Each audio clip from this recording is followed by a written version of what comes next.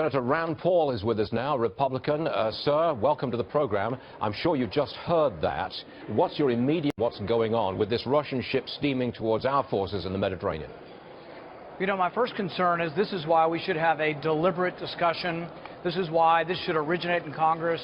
This is why our founding fathers said under the Constitution that war should be debated fully by Congress, initiated and declared by Congress, but the president really doesn't have the authority under the Constitution to initiate war. And so I think what we're doing now is illegal and unconstitutional, and the ramifications could be extreme. They may not, but there is a great danger in bumping up against another nuclear power. Do you think that President Trump should now appear literally before Congress, explain what he's done and what he wants to do, and ask for authorization? Is that where you're coming from? Yeah, the only way the president is allowed to act unilaterally is to prevent an imminent attack or to respond to an imminent attack.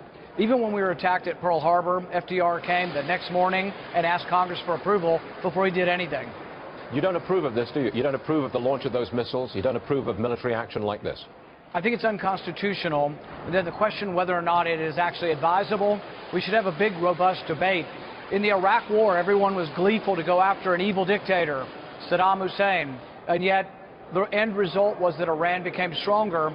And now the same loud cries for war against Hussein are the same loud cries for war against Iran.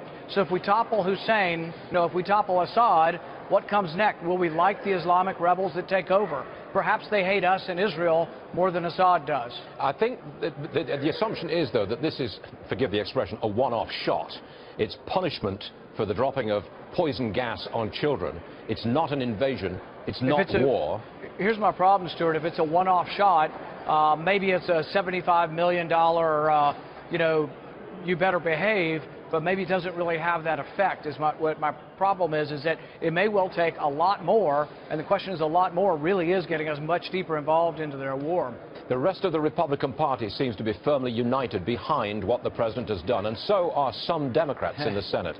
I don't know if I'd go that far. I don't know if I'd say the rest of the party. I would say you're right that I'm in a minority. There's only a few of us here who still believe in the Constitution. I would admit that. But I would say there are several others in the Senate who have the same sort of position that I'm taking. And I think there are several in the House as well who believe that we should be initiating war if we're to go to war. Senator Rand Paul, we do appreciate you being with us this morning to articulate your position. We understand entirely. May I just ask you, before you leave us, about the confirmation of Judge Gorsuch. He is about to become Justice Gorsuch. It's a 51 majority vote. It's about to happen. Your comment, sir? I think it's a great day for the Republic. I never have quite understood why the left is so opposed to him. He has said that his personal opinions will be subservient to the rule of law. That's what a great jurist would say, that he's not going to come up here to vote like a Republican or a Democrat. He's going to try to adhere to the rule of law that our founders gave in the Constitution. I think he'll be a great justice. Yes, sir. Senator Rand Paul, thank you very much for joining us, sir. Much obliged to you. Yes.